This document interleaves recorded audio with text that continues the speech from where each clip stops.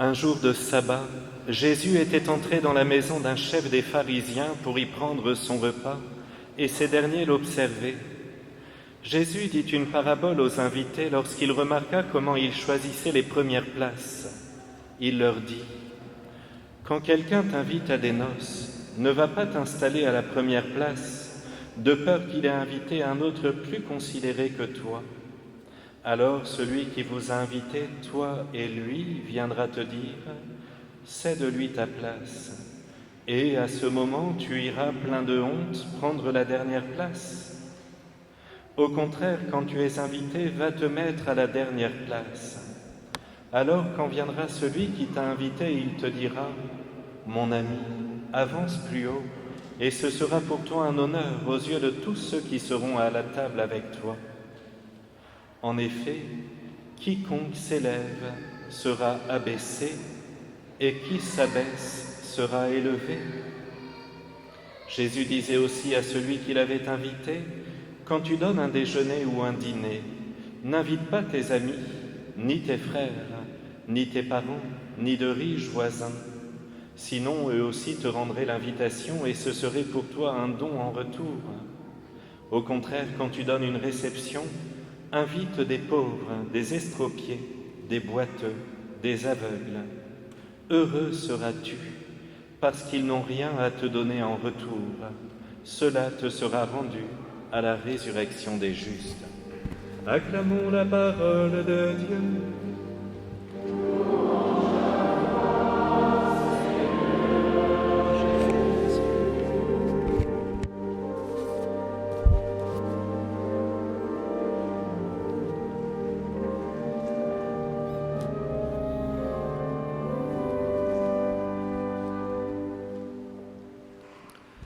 Mes frères bien-aimés, c'est dans l'action de grâce que nous vivons cette messe du 31 août, car il est bon de remercier le bon Dieu pour tout ce qu'il nous a donné au cours de l'été, la grâce de changer de rythme de vie, la chaleur du soleil, la beauté des paysages et de la nature, la joie de manger les fruits, les légumes de propre à ce temps, la possibilité de prier un petit peu plus, de reprendre les lectures, la grâce, mes frères, tout simplement d'être dans un pays magnifique qui est encore en paix, la grâce d'avoir la présence de Dieu sur terre dans tous nos tabernacles, la grâce d'avoir la foi et donc l'espérance.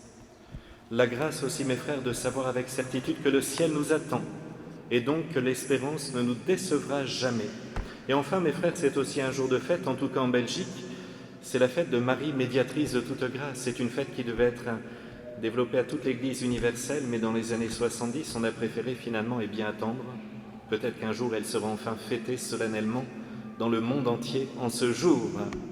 Et puis, mes frères, enfin, nous sommes dans l'action de grâce pour l'enseignement de ce dimanche, parce qu'il est une véritable aubaine pour celui qui désire reprendre l'année avec un désir de sainteté, c'est-à-dire vous et moi, un désir de changement de vie.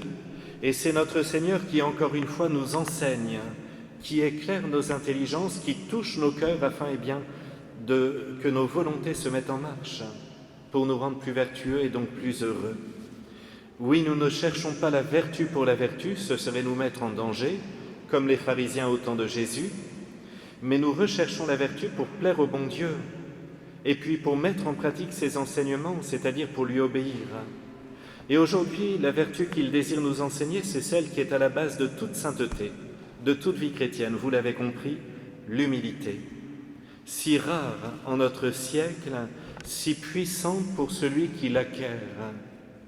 En effet, on se rend bien compte que l'un des plus grands besoins de l'homme, c'est celui d'exister aux yeux des autres et à ses propres yeux. C'est l'identité. Et on voit bien que ce besoin est si impérieux qu'il peut conduire parfois des êtres, par exemple, à avoir les apparences les plus étonnantes qui soient, un look invraisemblable, une soif d'exister à leurs propres yeux aux yeux des autres. Pour d'autres, ce sera sur un plan peut-être aussi superficiel, ce besoin d'identité, chercher à s'assouvir par l'avoir. On s'identifie à ses richesses, à ses voitures, sa maison, que sais-je. Un niveau peut-être un peu plus élevé, pour d'autres encore, ça va être l'acquisition de certains talents artistiques, intellectuels, sportifs, etc. Mais que faire finalement le jour où la maladie ou la vieillesse rend impossible tel ou tel talent ? Est-ce qu'on se supprime puisqu'on ne sert plus à rien? Pour beaucoup, il y a aussi cette tendance à se constituer un être sur la base du faire, comme le dit si bien le grand théologien Jacques Philippe. Je m'identifie à ce que je suis capable de faire. Et là encore, mes frères, c'est très risqué, aussi bien dans la vie quotidienne que dans ma vie spirituelle. Parce que là encore, ce besoin d'exister trouve aussi un écho dans la vie spirituelle. Nous sommes blessés et nous portons en nous l'orgueil, qui est un ennemi redoutable pour la paix de nos cœurs et pour le salut éternel.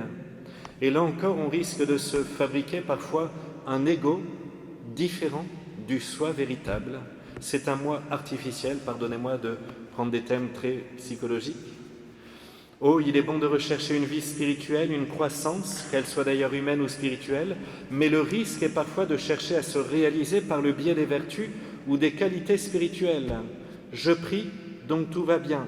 J'ai telle ou telle vertu, donc tout va bien. Je m'identifie finalement au bien que je suis capable d'obtenir, ou même des grâces que je reçois de Dieu. Malheureusement, mes frères, on voit bien que le jour où cette vie spirituelle s'effondre, où il y a un temps de sécheresse, nos vertus sont mises en échec, et là, le risque d'orgueil spirituel, eh bien, nous fait mal.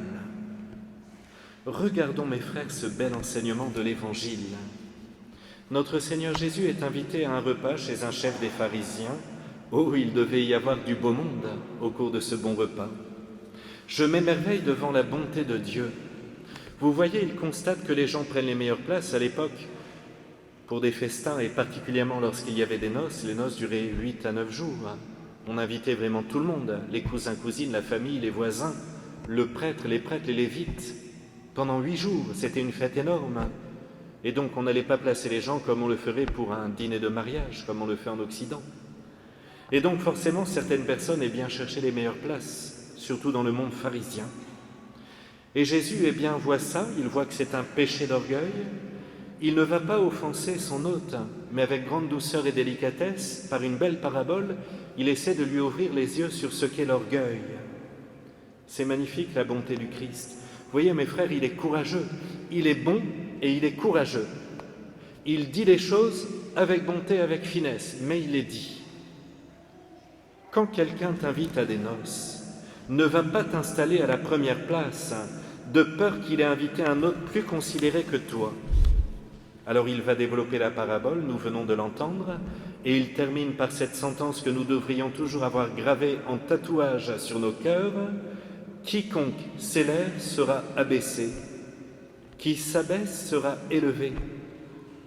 Allez mes frères, on va peindre cette phrase sur le plafond de notre chambre pour qu'au réveil, la première chose que l'on voit, c'est ça. Aujourd'hui, je dois m'abaisser et non pas m'élever. Cette sentence, elle se réalise parfaitement finalement entre les grands de ce monde et les saints du ciel. Regardez mes frères, dans notre société, on met à l'honneur nos milliardaires ou ceux qui ont des talents extraordinaires ou encore ceux qui ont réussi à avoir une excellente situation. Mais au ciel, ce sont les saints qui sont dans une gloire incommensurable, alors que sur terre, ils étaient parfois dans une profonde misère matérielle, le rejet des hommes, la plus grande solitude humaine, etc. Persécutés, jalousés, etc.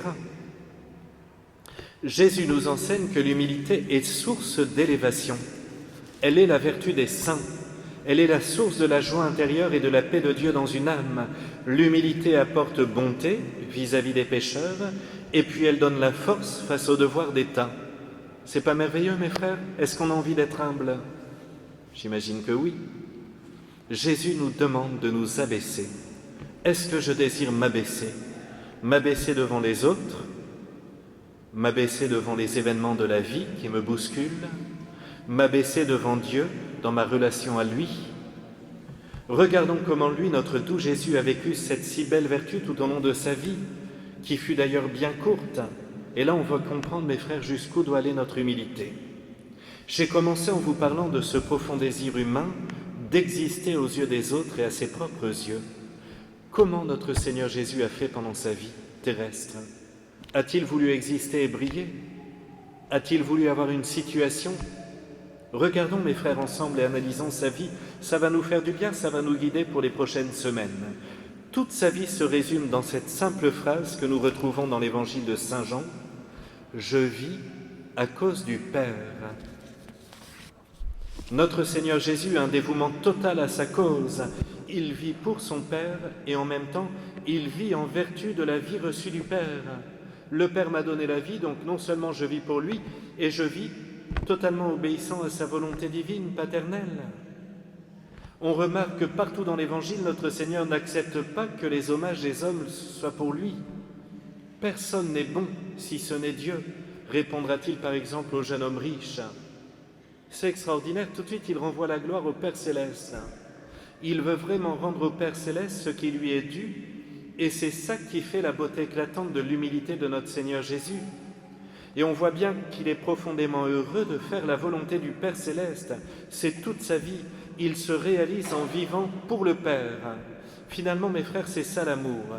Celui qui aime avec sincérité s'oublie pour l'autre. On le constate d'ailleurs par exemple avec les parents, quand ils s'occupent de leurs enfants, parfois faisant des tâches les plus ingrates, se réveillant à toute heure de la nuit pour s'occuper du nourrisson. Ils sont pourtant les adultes, et lui n'est que l'enfant. Il est donc entre guillemets inférieur. Eh bien, ils vont s'abaisser, ils vont s'oublier, ils vont se sacrifier poussés par l'amour. Notre Seigneur Jésus dira à la fin de sa vie, « Père, je t'ai glorifié sur la terre. » C'est ça, mes frères, être humble, c'est glorifier le Père Céleste. C'est merveilleux parce qu'on voit bien que notre Seigneur n'est pas esclave, ni même contraint de faire ce qu'il fait. Au contraire, son abaissement, son humilité le rend si grand. Son humanité semble pleinement développée et parfaitement accomplie dans cet abaissement. Il n'y a rien d'écrasant dans cette attitude qui ne lui enlève rien, puisqu'il sera capable de dire, par exemple, par la suite, qu'il est Seigneur, que ses œuvres sont grandes, que la gloire lui est due, qu'il est la lumière du monde, le bon pasteur, qu'il est doux et humble, qu'il est la source jaillissant la vie éternelle, pour reprendre la description d'un grand théologien jésuite. C'est peut-être la réponse à notre besoin d'exister, mes frères. C'est vrai. On veut exister aux yeux des autres, on veut exister à nos propres yeux. Jésus nous montre comment faire. Être pleinement dans la relation au Père Céleste, dans un abaissement parfait, dans une humilité totale, pour l'adorer, pour le servir, pour le glorifier. C'est vrai, notre problème vraiment, c'est que d'un côté, on se dit oui, je vais m'abaisser dans ma vie de prière, mais en même temps, j'ai des droits, y compris vis-à-vis de Dieu. Et même si on ne le dit pas clairement, on le pense. La preuve, c'est que chaque fois que je fais un péché, c'est que j'estime en avoir le droit. Je sais que les commandements disent ça, mais on est terrible. On pense que notre liberté nous donne ses droits. Et nous nous retrouvons finalement toujours dans cette situation bancale, car bien sûr l'égoïsme prend toujours plus de place et l'abaissement devant Dieu devient toujours plus difficile. Alors notre Seigneur Jésus nous montre ce qu'est la véritable humilité. Mes frères, je termine ici.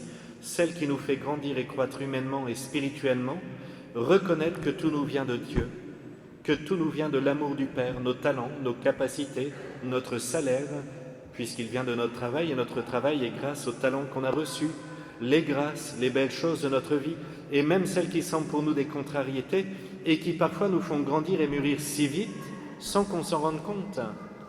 Les difficultés, parfois, mes frères, nous font grandir en sainteté en quelques jours, en quelques semaines. Mais souvenons-nous, mes frères, que l'abaissement de notre Seigneur Jésus est un abaissement crucifiant. Il demande de nombreuses renonciations, comme par exemple celle de vivre 30 ans complètement caché dans le petit village de Nazareth, comme pour seule mission celle de poncer, de raboter, de tailler des planches de bois. 30 ans, c'est énorme, c'est presque toute sa vie, caché, oublié des hommes. Nous qui aimons tant exister, apprenons du Roi des Rois que pour exister pleinement, il faut vivre pleinement pour le Père Céleste, par amour pour lui et dans son amour. Et ne pensons surtout pas qu'il fut facile à notre Seigneur Jésus de vivre pendant 30 ans caché. Regardez dans sa vie publique, le voilà restreint uniquement aux brebis d'Israël. On verra que les rares fois il passe par Tyr et Sidon, eh bien il a le désir d'évangéliser les païens. Mais non, il fait la volonté du Père. Il reste tourné vers les Juifs, vers les brebis d'Israël. Allez mes frères bien-aimés, la voilà la belle vertu de ce jour. Si j'essayais de la travailler tout au long de l'année, uniquement celle-là, mon année serait parfaite. En septembre prochain, on se retrouverait en disant Eh bien, j'ai vécu une belle année, j'ai essayé de m'abaisser. Ça m'a fait du bien, j'ai compris que Dieu était tout pour moi, que je recevais tout de lui. Ainsi soit-il.